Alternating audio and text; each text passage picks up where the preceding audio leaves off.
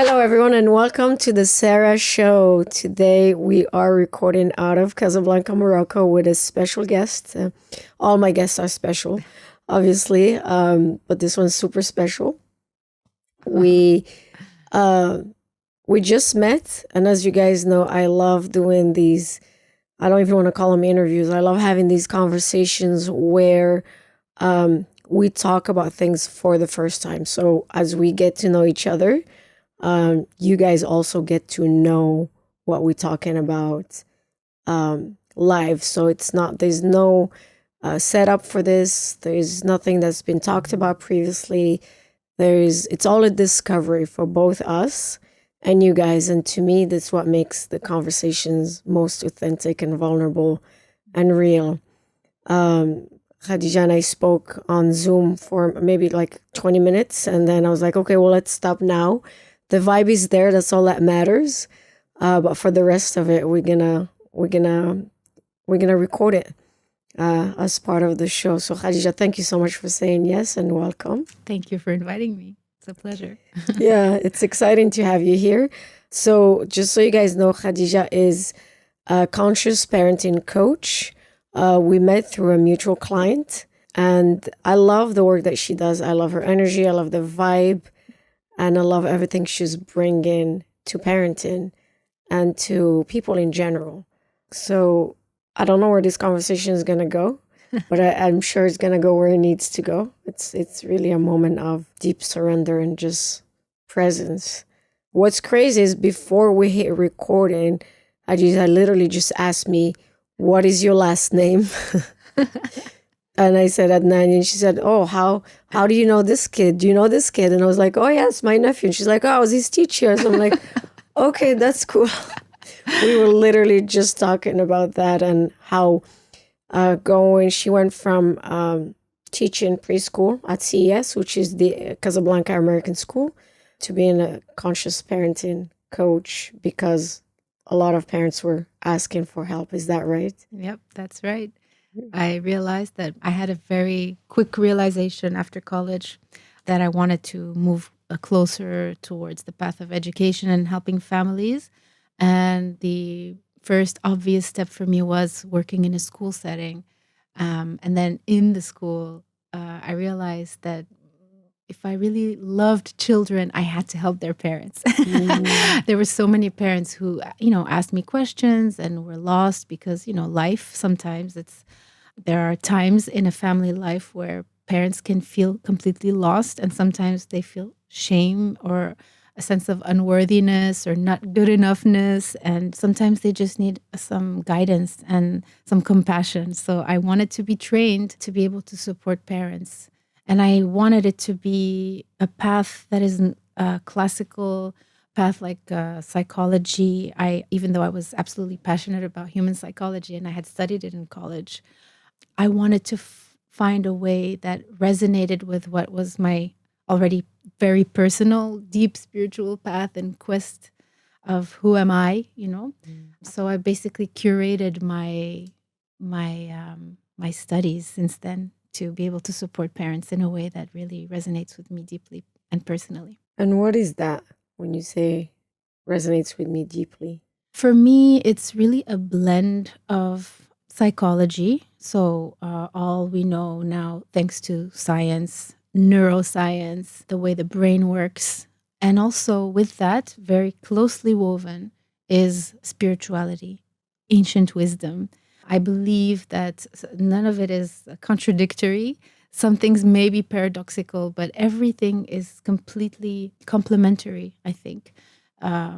So when I started studying mindfulness, for example, there have been research studies made on, for example, brain scans on monks who've meditated for years, and some realizations that have been made and proven in science that were already well established in ancient wisdom. And this is something, there's so many examples like that. So it's beautiful to see that the two can be, that they can work together to support people, to support humans.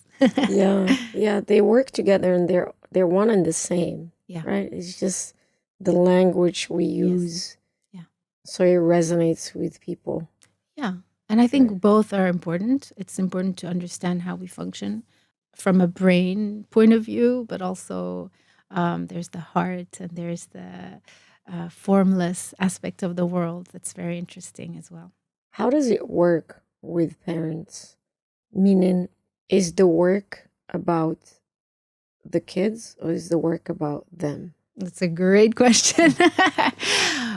A lot of times in the early days of my work, I've been doing this for over a decade. In the very beginning, parents came thinking we're going to talk about their kids.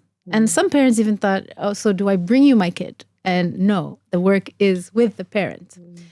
And the big paradigm shift that I invite in this approach of conscious parenting is that it's not an approach centered in the child's behavior or even the child's well-being.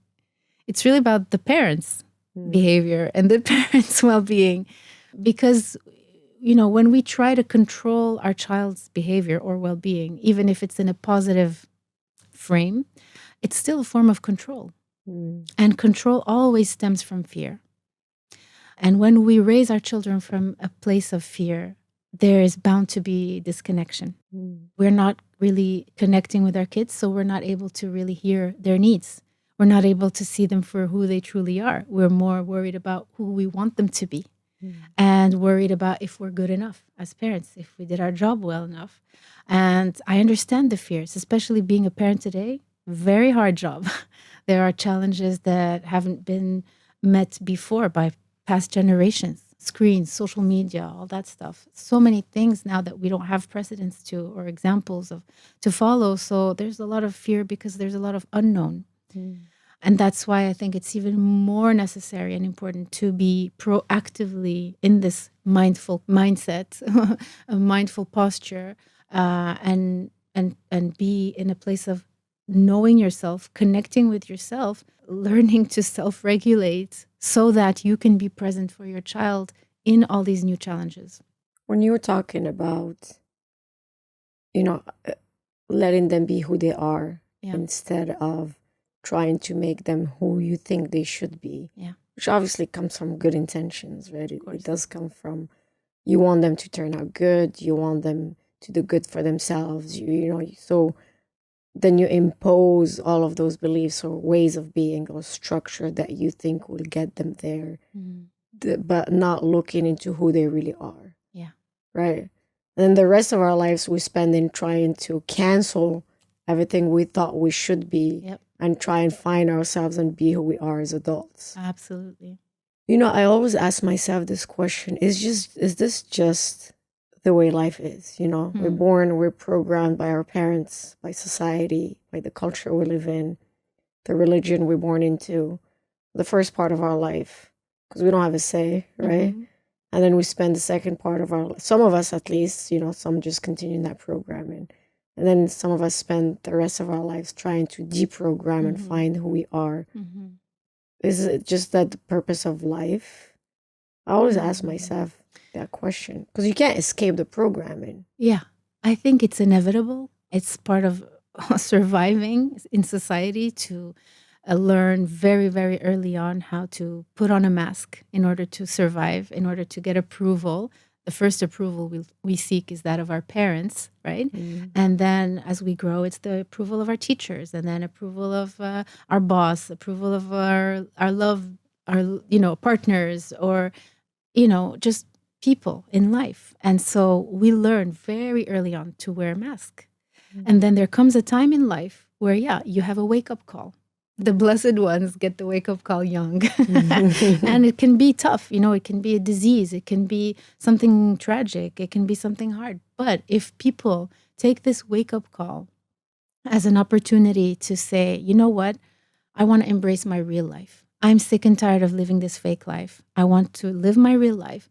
So then you go back on that path of truth. Because I do believe we're born with a love of truth, But we are inevitably programmed, like you said, to diverge from that path of truth and structure our ego because we need it. It does help us. I'm not here to diabolize, demonize the ego. It's part of our structure. It's part of who we are. But the wonderful thing is to be able to be aware of it That's where mindfulness comes in, when you become aware of your ego, and then your ego can be at your service, at the service of your higher calling, and not the contrary. Because usually what's going on now, where people suffer, is that they completely sever from who they truly are and identify to the ego with all its thoughts, with all its fears, with all its limiting beliefs. And then they're not living their true lives, So yeah, I'm always say, when people come in session to tell me about something very difficult that happened, I say, well, that's wonderful. You just had an opportunity, with, of course, a lot of sensitivity and compassion, because sometimes you can't joke about these things, but really to see that it is possible to embrace these moments as opportunities to go back on your path of truth. Yeah, it's there are a couple of things that you said. There's like demonize the ego. It just doesn't work that way, right? It's like it just creates that resistance. Yeah. But what I've learned, because I did that a lot, the resistance, the pushing through, the fighting, right? Like it's physics, right? When you're like doing this and you're fighting, you might push for a bit and then it's gonna push back eventually. Absolutely. It's just force against force. Eventually, when you can see it with love and compassion and you're just open to it, then for me, that's what grace is. Yeah. And once you soften into it, you integrate, you fragment less, and you start integrating all those parts of yourself that have been angry and sad and furious and enraged for a long time. Unseen. And unseen. Right? Yeah, definitely. Absolutely. This is the heart of my work. For me, helping people learn to see these parts that they've refused because early in life, these parts of them were not welcomed or accepted, and to learn how to embrace them is basically what we call reparenting, and it's yourself not about, first. Yeah. So usually when people hear that I'm a conscious parenting coach, they think it's about the kids. But as you asked me earlier, very quickly they understand it's really about ourselves. And if there's any child we're going to talk about, it's about the inner child and reparenting the inner child. This does not mean that we need to be mad or resent our parents. Absolutely not. Because we ourselves will continue perpetuating suffering and mistakes with the best of intentions, right? Yeah. Everybody does their best. I have no doubt about that. And the idea is really about seeing those parts of us and integrating them, like you said. I think that's a very important word, especially in these times where healing modalities have become way more accessible, and a lot of people are very seduced by the idea of healing and talking about trauma. I think it's great and important that it's more accessible now, but I think it's important not to embrace that positivity means you reject all these negative parts and dark parts of yourself, but rather integrating them. Because when you reject them, it's like you said, resistance, it's physics. You resist seeing a part of you, it's going to just keep pushing and showing up, Yeah. And you probably have heard this famous quote by the Japanese author Haruki Murakami, which is, pain is inevitable, suffering is optional. And usually what happens when we have pain, whether we're a parent or not, just being in life, whether you are in a relationship or at work or whatever, some kind of situation in life, it's inevitable at some point to deal with painful situations. We're all going to have either, get sick or lose a loved one or have some kind of issues of any kind. And so when we resist those issues, this is what causes the suffering, because we're in non-acceptance. But when you go from the get-go with this idea that in life, if you look at life from a spiritual perspective, and you're not just attached to the world of material success and form, and this is my goal, and this is what I want, and all these wants that never finish. When you see things from that spiritual perspective and know that pain is inevitable, it's a very natural thing when you sign up to become a human, then there's less resistance. And when there's less resistance, you can feel pain, but you don't necessarily suffer.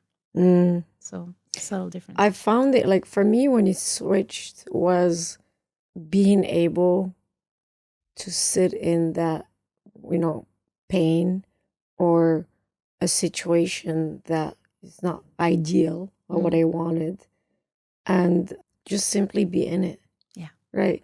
For me, that was the biggest, me coming back home to myself, not disassociating, not leaving my body, not getting distracted, by whatever it is. It could be Netflix, it could be a drink, it could be, anything, but not denying that it's happening, but like really sitting in it and saying, I'm not giving up on you, Sarah. We're going to sit here and I'm going to sit here and be in this with you. Beautiful. And for me, that was a total game changer, because what it created was, then I was not as scared of trying new things or going more into the unknown or being in situations that I was no longer looking for so much certainty. And I realized the reason I was looking for so much certainty was because I was trying to avoid a feeling that might not be comfortable, like a painful feeling. Yeah. So what I was really avoiding was not a situation or a person, but a feeling. And I realized also from that, the deeper layer was, I didn't trust myself that I could handle that feeling, Yeah. But when I started practicing, I'm going to sit here no matter what. I got you. I'm with you. I'm not giving up on you. Then that kind of like, that disappeared, Then I was comfortable sitting in my own home. It didn't matter where I was in the world. I was home. And that switch, that's changed everything for me. And it took me a while to get there. Wow. Because I was very disassociated, very much in my head for the most part. That's beautiful. What you just described for me is compassion in action.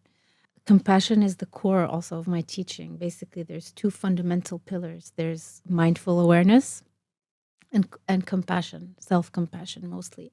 And a lot of people think compassion is about, oh, let's just be sweet to ourselves, let's be kind and indulgent, and if you don't feel like doing this, then just don't do it. It's not that. It's not like softy, victim-y, easy, or overindulgent or anything at all. Quite the contrary. I think when you enter a place of compassion, like the way you described in what seems like was a very difficult time of your life, then you are with that part of you that has fear, that feels fear, but then you don't identify to the fear. You're tapping into a part of you that's way bigger, way more courageous, way more connected to something bigger, a greater power. And it actually gives you so much courage and strength, and it can help you do some radical things in life.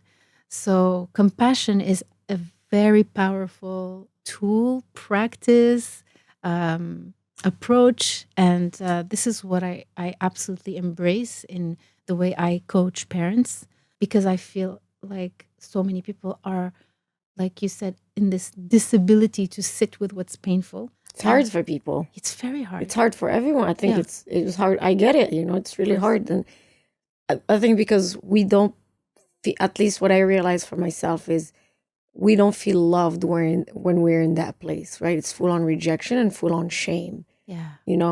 One of the things that came to me was like, when I'm in that place of this piece of my identity or a part of myself that feels yucky for me, that I don't, it's not ideal, or I'm trying to get rid of it or, solve for it or something, then I sit with it and I close my eyes and imagine like there are 10 people sitting around me, loving me in that state. Oh, that's beautiful. And that also was a game changer for me, because it's no longer, let me just get rid of this so I can go back to my life, which I did that at some point. I was trying to heal that way. Yeah. Okay, let me just sit with this. I'll give it 30 minutes. Okay, I'm here, like go away. Yeah. It's still a go away thing. It's still I got somewhere else to be. Yeah. Let me just deal with you real quick. Yeah. It's not full on being there for it. Yes. Right, for that part. I'm so glad you're bringing this up, because I feel like in the wellness industry today, we did fall into this trap of positive toxicity, or toxic positivity. I mean. And it's really about, rejecting all these parts of us that don't correspond to the goals we have in life or this best version that we want to be. And so we're in this self-rejection. So of course, when we're rejected by the world, it's difficult, but it's only a reflection of our own self-rejection, right? Our own lack of love for ourselves. So doing the inner work is reversing that dynamic where people are enslaved to being well or feeling good only if they're being treated well from the outside or being valued by others. But usually people value from the outside for that ego structure that you have, for all the things that you do, which are, again, not bad.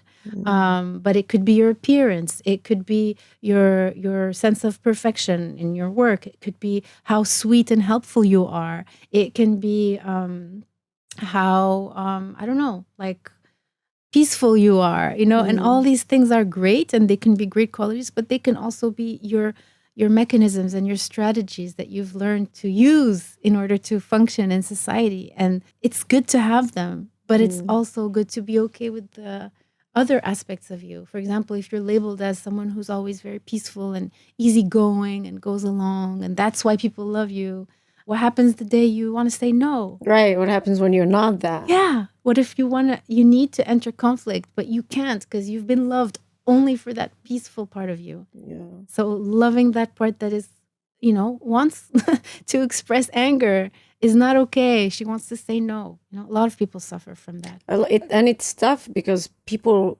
at least some people, will reject you if you are not showing up in the image Oh, yeah. they're used to seeing you as. Yeah. They want you to stay that way. Like I see it a lot with people who try to evolve. Yeah. And they do the work, but the forces around them are so strong to push them back into that version of themselves that works for them. Absolutely. And they cave. Yeah. And I get it. It's hard. Yep. Very hard. You it's almost kind of like you have to choose. Do I choose these people or do I choose my evolution and me loving on those parts of myself? Yeah. And when you choose yourself, you do lose some people. Absolutely. And there's that isolation and that loneliness and all of that part of the journey. Yeah. And it takes a lot of courage to stick to that. It does, because in this journey of love of truth, there are pieces of it that are solo. And so you do go through phases where you may find yourself alone, not supported. But then I believe that it's a cycle of life and you do end up meeting and attracting people, either new people or people who are part of this past phase of your life who also evolve. And then they learn to meet you in this new place that you are, because you're not the only one evolving. Because let's also say that, people, when they're in their path, they think that they're the only ones. And it's a bit tricky because we can get even self-centered in our spirituality. Yeah, definitely. So everybody's in a path of evolution, and not everybody has to evolve through self-development workshops and reading books and doing yoga. Some people could have an enlightenment in the parking, while they're in their car. Who knows? Like, who are we to judge who gets to evolve in their consciousness and who is more aware or not? I think we should be very humble in this path. But yes, embrace the fact that as we evolve, we are bound to disappoint some people. And usually the most important people of our lives, our parents, our partners, who were very comfortable in the old version of you. They're also, the speed is also different, right? Like for some people, I've seen their evolution happen within a week or two or a month. Yeah. And they're like, it seems like they've done work for a decade. Yeah. Right. And for some people, it's a lot slower. Yeah. It's not right or wrong. No. It's just different. All I'm saying is because I used to judge people who are like, oh, you haven't done any work on yourself. Yeah. It probably take you a long time to catch up. But then I would see this person's catching up at a speed rate. And I'm like, wow. Yeah. Like it's true. Like, who are we to judge how you, get enlightened? I don't really like to use that word because a lot of people misuse it. Yeah. But it happens in very different ways. Absolutely. For different people. Talking about that, how was your awakening, if you want to call it that? How did you receive the call? I can't pinpoint to a specific moment where I woke up. I think it was just a very gradual unfolding where I realized very early on. I mean, in like when I was a kid, I loved children. Even when I was a kid, like when you do the family lunches and the kid, like if you're a teenager, you want to sit with the older people. I was very happy sitting with the kids. I always loved children. I always was curious about the essential qualities that we live, that we're born with: curiosity, spontaneity, joy. I mean, the laughter of a child. As we grow up, do you remember the last time you laughed like from your guts like a child? I think there's this thing about being wholehearted, fully present when you experience life as a child. And I was always fascinated by that. And then when I grew up, went to college, studied human development, I was starting to see through elimination, because I studied also marketing, okay, I'd rather do this. And then I went on to pursue my studies in early childhood education. And I do remember this one time in class just breaking down in tears when the teacher was talking about intrauterine memory and how the life of someone, what happens basically, like what happens when with what you experience in your mother's womb impacts you for the rest of your life. And that just was an incredible moment for me of what happens inside the womb. What happens to the mom impacts the baby. The way the mom experiences the pregnancy, not to put pressure on any mother, but just to understand, because repair is always possible if a mother, let's say she wasn't happy when she found out she was pregnant, or she went through a very traumatic pregnancy, or whatever it is, or a great one, whatever. I mean, just very early on, even before birth and even after birth, what happens in early childhood impacts one's life very late in life, And this is what we understand when we do now therapy and all these even spiritual traditions that invite people to, regress and into like earlier phases of life, or through hypnosis and rebirth and all these traditions and practices. It's about going back to a time of your life where you had your first traumas. As early as being in the womb. Yeah. So I thought, how powerful is it to help parents be aware of the impact they have?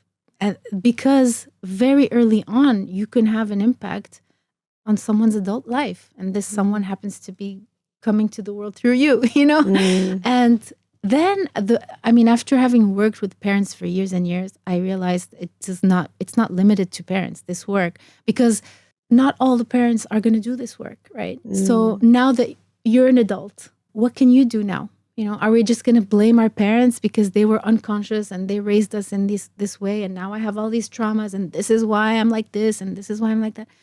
There comes a time where it's time to parent yourself. Responsibility. Yes. This is where you exit victim mode and enter a place of, I can take care of myself, And it's a very compassionate approach. I insist on this because a lot of people, when they wake up and realize this, that they can get very angry and resentful at their parents. This is, for me, counterproductive and not at all efficient, because you can't take care of yourself and become at peace if you're going to be angry. Do you think it's a necessary step, the anger, when you realize? Yes. I mean, anger is necessary. Anger is healthy. Don't get me wrong here. But I think it's important to explore the anger, integrate the anger, like you said, and transform it into action.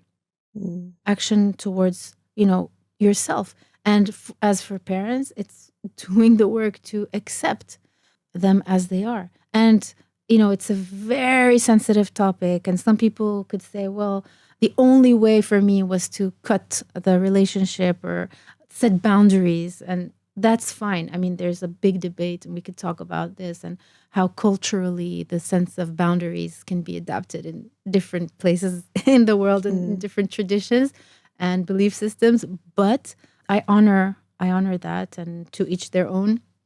I believe, though, that to really be at peace, and even in other fields of life, even in your business, even in your professional life, if you're not at peace with these core relationships, it's gonna impact these other areas of your life, because you're gonna reproduce. Yeah, you're gonna reproduce those patterns. you're going to attract a mother figure in your boss if she's a woman, or I'm saying like, or this man, in your love life.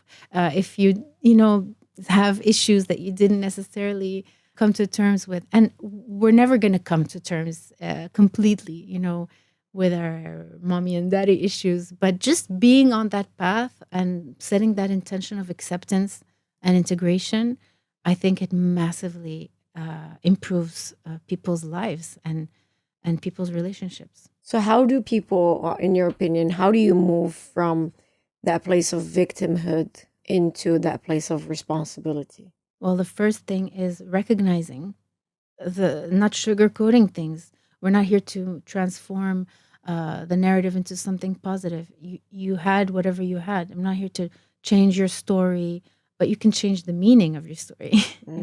So recognizing what's going on, recognizing what happened, recognizing the facts, recognizing the feelings, and then accepting them. It is what it is. Can I change it? No. Okay, but now what can I do? Because we can spend our lifetime just in that phase of non-acceptance and then build our whole life in opposition and anger to what happened. There is that place of accepting that, or admitting and accepting that I was hurt. Yeah. Right? And I was done wrong. So Yes. it's also not about denying that, yes, something bad did happen to you and that was not right or that was not cool. There's also that place of, it's almost like admitting that, yes, someone did hurt you. Yeah. It's And important. It's important. And I think getting to that place, Yeah, and admitting it, yeah, and surrendering to it. That's Yeah. the word that I'm looking Yeah. for, Yeah. surrendering into it. Like, yeah, that pain did happen to me Yes. and it sucked. Yeah. And I'm just gonna feel into it instead of, because there's a lot of things of why me? Yeah. It's not fair. Yeah. How can they do this to me? What did I do wrong? Right? You get into all these questions, all those stories, and Yeah. you question, how could someone who's supposed to love me do something like that to me? Yeah. And I feel that once we go into that questioning, it takes away from, I think it's a distraction Yeah. from feeling the actual pain of that shit did happen and it Yeah. sucked. And yes, it was painful. So can we just be here now Yeah. with this pain Yes. and really feel into it? And I think that's what people try to avoid, really, is just feeling into that pain. Absolutely. People, I think I just want to take a moment to let what you said land because it's very important. I think people don't realize that there's unconscious questions that drive their life. Like you said, why me? And then they spend their life, like you said, trying to avoid to feel what they're actually feeling, the hurt, because it's very painful. It is. Yeah, It is. It is. So people will take drugs, watch Netflix, numb themselves in any way. There's so many creative ways to numb yourself these days. But being mindful and being present, this present moment that we keep hearing about, is about allowing yourself to feel what is as it is. And feeling comes through the body awareness, because it's not just all in the head. People try to intellectualize their experience or their story, but sometimes it's just about helping people reconnect to their body. Part of my path was training in Chinese medicine because I thought it was so important and necessary to help people in my toolbox to have a way to help people reconnect to their body, to listen to the different parts that manifest. Like when you connect with this, when you recognize your pain, there's a place in the body where you feel it. It could be tightness in the chest. It could be a part, your throat feels tight. It could And it be, moves. Yeah, it can move in different places. It can be tightness in the neck or shoulders or whatever. So I think it's super, super powerful when you connect to this part of your body instead of literally taking, painkillers, whether it's through medication or other ways to distract ourselves, because it's full of information. When you actually listen to this part of your body, when you actually learn to breathe with this part of your body, when you learn to welcome it, listen to it, talk to it, not identify. You are not only that suffering, you are a lot more than that. So who else am I apart from my story, apart from, having had this childhood? Who else am I, Yeah, and about feeling it, not thinking about what it feels like, Yes. but actually really being like with it. Yeah. It's with nowhere else to be, like I was saying earlier. Yeah. Yeah. Then it does talk to you. Yeah. And this is what you learn in the formal practice of meditation, even though as soon as you say meditation, people are like, you lost me there. I don't have 40 minutes a day to sit and breathe. No, I get it. I know. We don't all have this time. And, it would be great if we all could meditate 45 minutes a day. But for a lot of people, just in their reality and it just doesn't feel like there's space for that. But there's a formal practice, which is sitting for a few minutes and being just present instead of wanting to scratch and check your phone and move because now you're uncomfortable. It's interesting to see how much it's hard to just sit and do nothing. It doesn't mean you don't think, because your brain is always going to produce thoughts and ideas and stuff. You just watch them, practice watching them. But there's also the informal practice of mindfulness, which is just while you're driving, while you're doing the dishes, while you're whatever you're doing, just being aware of your inner experience, which is first portal, your breath. I can be sitting here having this conversation with you and be aware of my breath. I can be aware of my body sensations, like we said. I can be sitting here completely open and connected with you, and also connected to myself, present with the different parts of me that are tense. Because when I realize I'm tense, for example, here, I don't even have to proactively say, well, now let me put my shoulder down. Right. Awareness sometimes is enough to release tension. And this is with everything in life, not just physically. So awareness is the first step. And then the second is compassion. When I say compassion, it's finding that right action that comes from a place of recognizing what you went through, accepting it, and curiously asking that part of you, what does it need? And offering it to yourself. What has been for you the biggest learning or discovery, or something you let go of, something you brought awareness of to, or something you weren't aware of that you released and that completely shifted your life? Oh, there's so many, but I think one of the big ones that I've embraced was that there is not one definition of being a conscious human. A lot of people in their quest of becoming a better person and developing themselves, I think they can be inspired by certain models and feel like, oh, this is my goal. I want to be like that person, or I want to, start a business like her, or I want to look like that one with that body or whatever. And I think what's been so relieving for me is to completely integrate this idea that we all have our very own unique way of being the best version of ourselves. That doesn't have to be like someone else. This helps me to accept myself, but also to accept others. Because my definition, for example, of what it is to be a conscious parent is not going to be the same as my friends. And that's okay. And my goal when I coach parents is not to bring them to my philosophy because this is what worked for me. It's to help them to find their own. It's to empower them to find their own truth. Two things can be true at the same time. Absolutely. How did you come to that realization?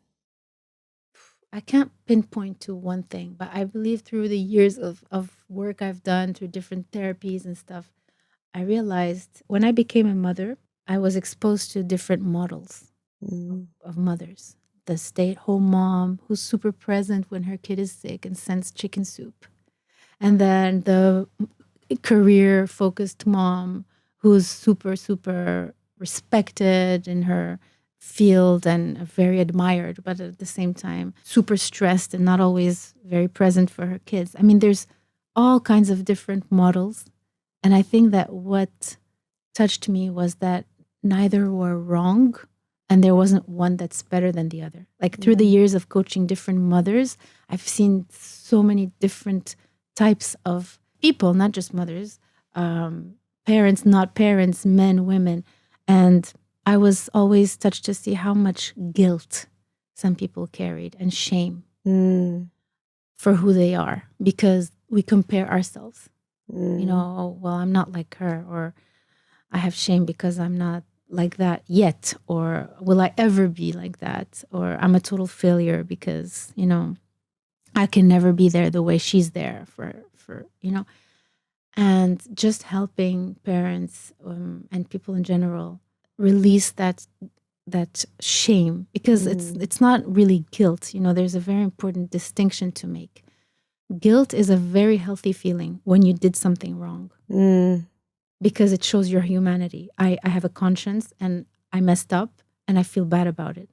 Great. And you can apologize and make it right, Yeah, instead of denying it. absolutely. Take accountability. Take accountability for your action, and you can always repair.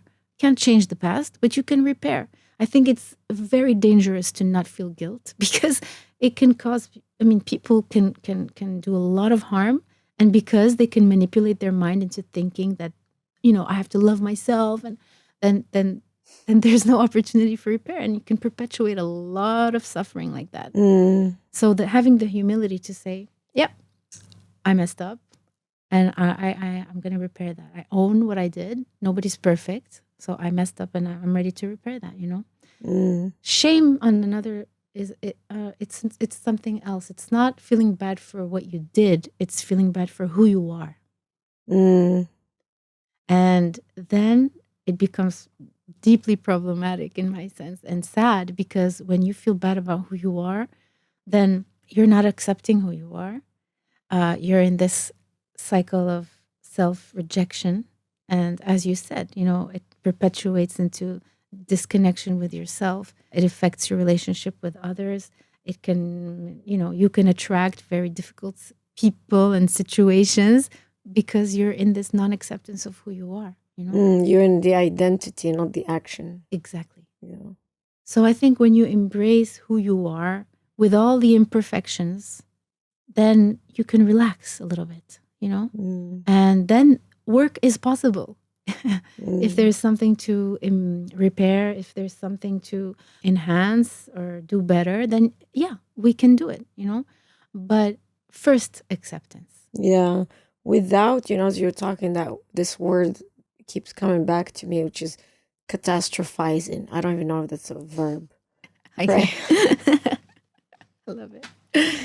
Without catastrophizing what is happening, right? Like, 'cause, like, mistakes happen and things happen, and whatever situation you're in. And when we don't catastrophize it, when we get inspired by it, I think it changes everything, right?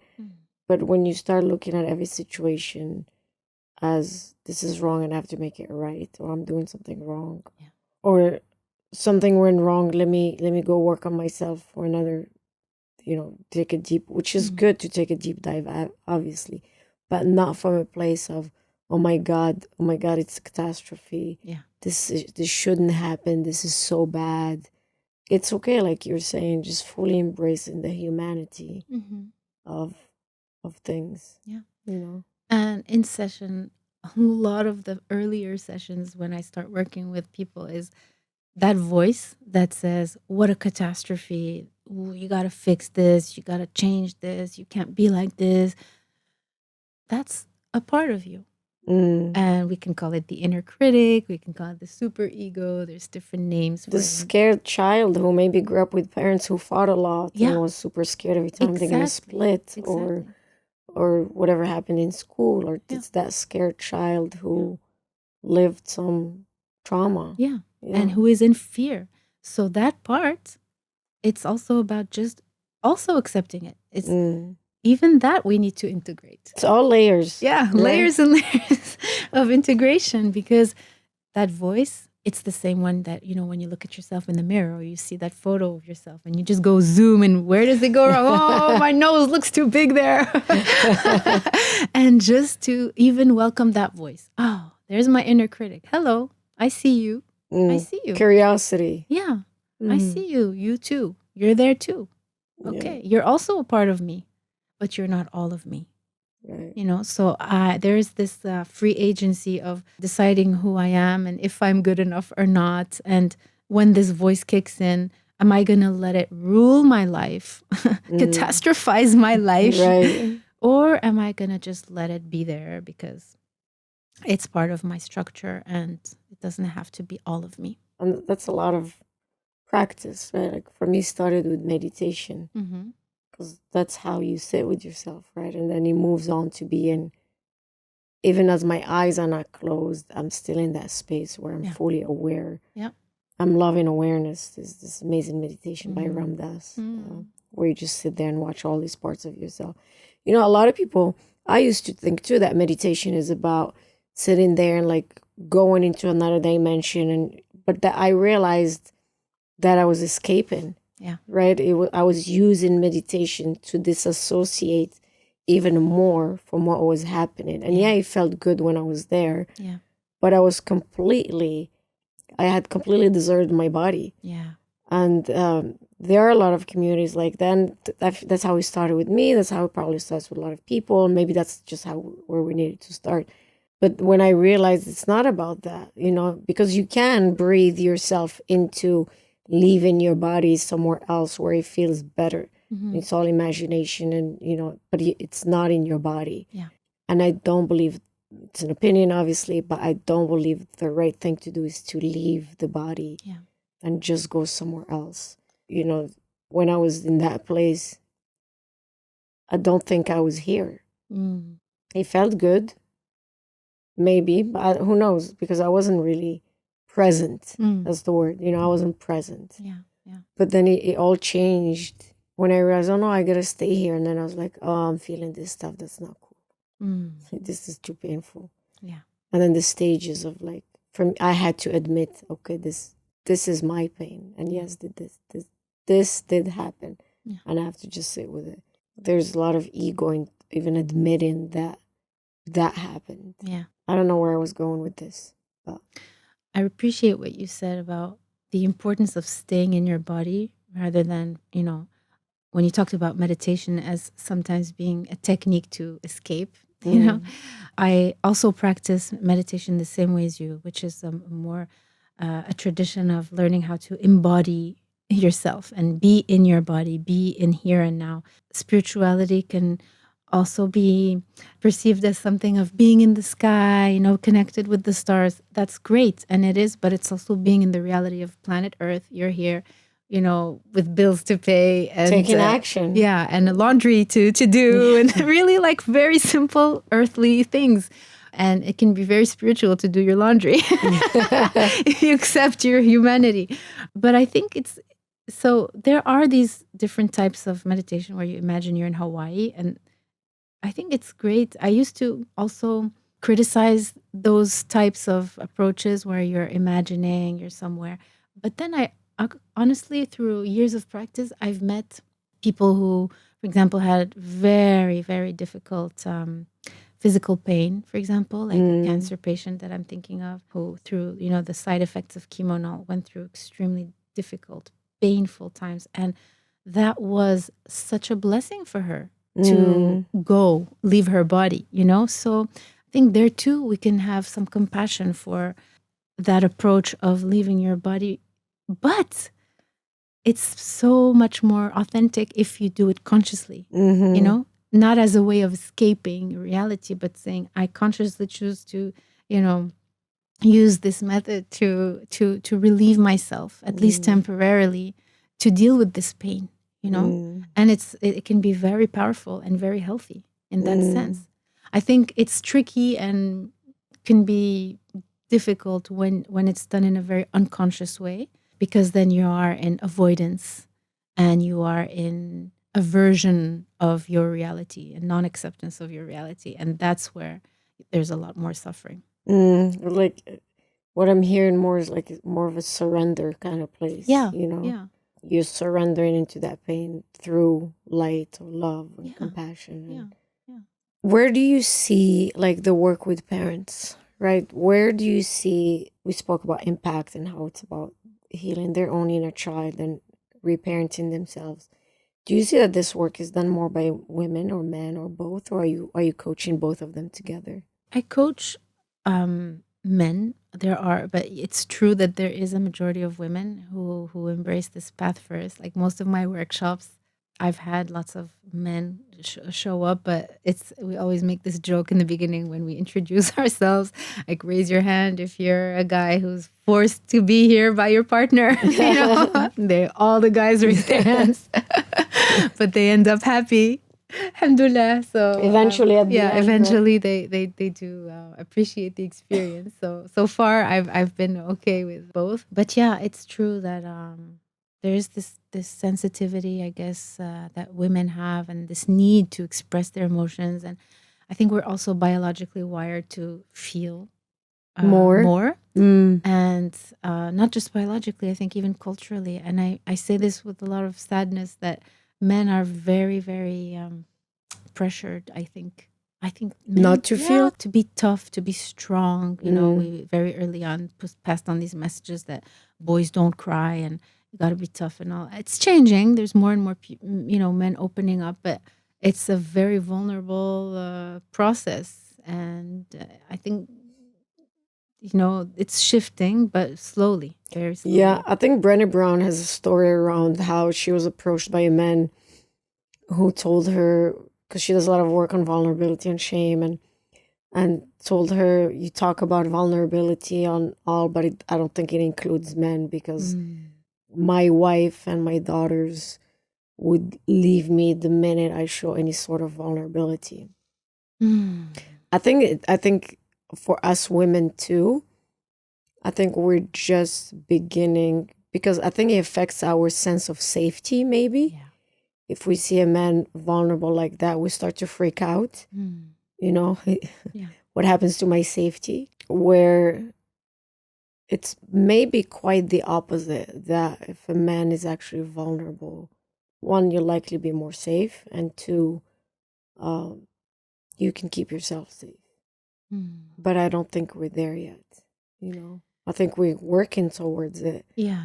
And yeah, I think there are more and more men trying to go that route and redefining. What do you think about that, actually? Like, I was thinking about this morning, our definitions of what masculinity and femininity are, right? What a masculine man is, or just in general, and what a feminine woman is.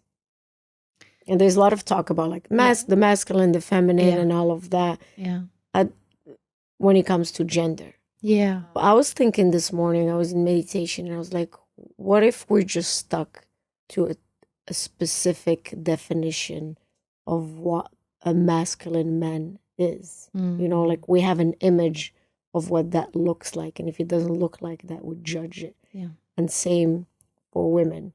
Because we're all different. We're not all living up to these specific definitions. Yeah. But that's what people seem to be attached to. Yeah. Right? Oh, no, that's a masculine man, that's a feminine woman.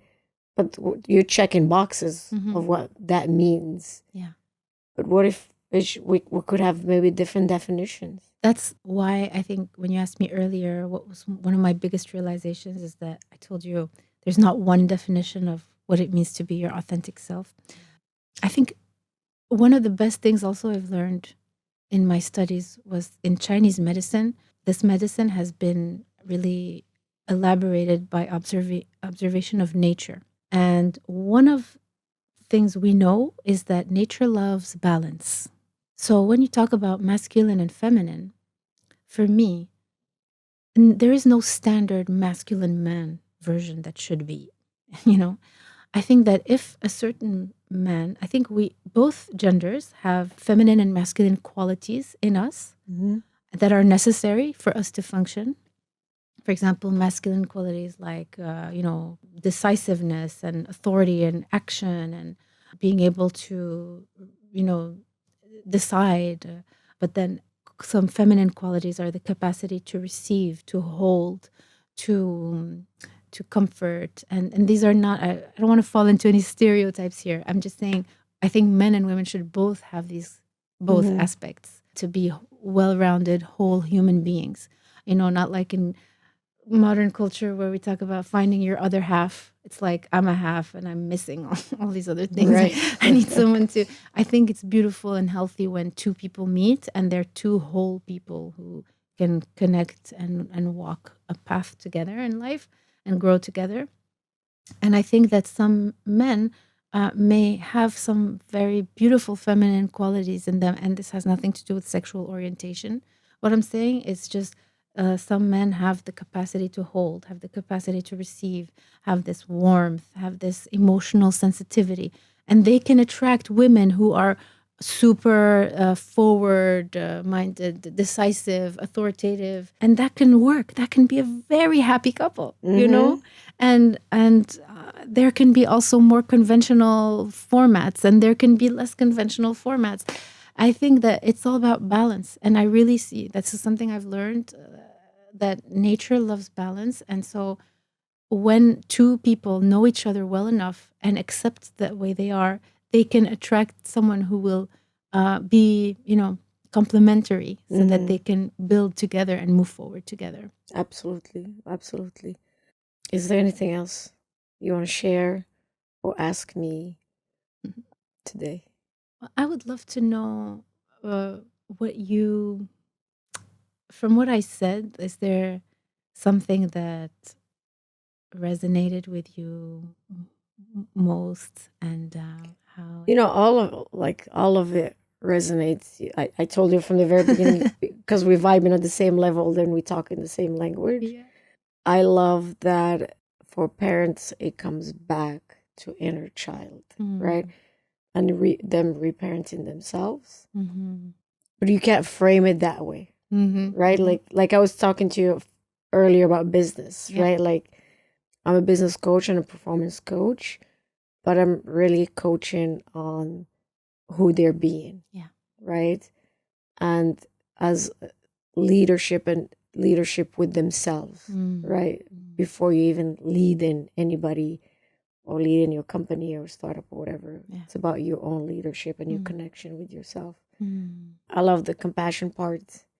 It speaks to me a lot.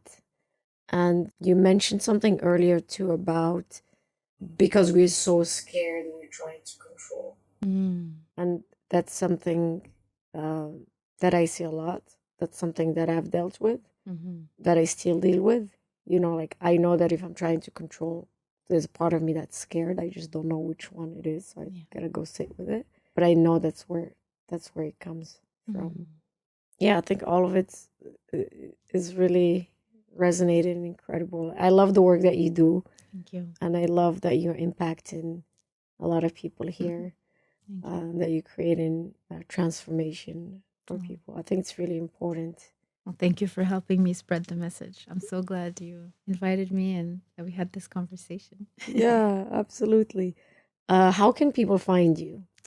So I have this page on Instagram called Le Parent Conscient, which translates in French to the conscious parent. So that's where I show up from time to time. And I occasionally do workshops. I'll be announcing the next dates soon.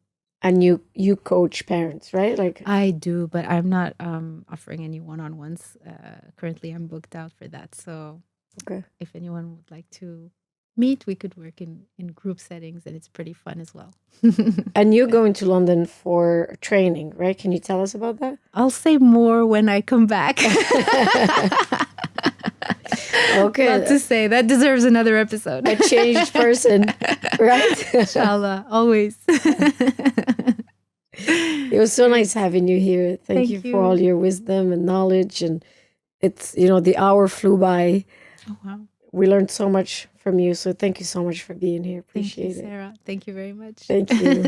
Thank you, everyone, for watching. This was another wonderful episode of the Sarra Show. If you want to find Khadija Bennani, you can find her on Instagram, Le Parent Conscient. And see you next time. Bye-bye. Let's take a moment to reflect on the power of purpose. Sefamar, a leader in assembling vehicles in Morocco, builds more than machines. They create the essential vehicles that move us forward, connecting people, building cities, and enabling progress. Just as their trucks and buses carry people and materials, bringing to life a vision of growth and development. We, too, are vehicles, carriers of ideas, dreams, and deeper truths. At the Sarra Show, we embrace what it means to be human and to serve a purpose beyond ourselves. When we surrender to that purpose, we unlock our true potential.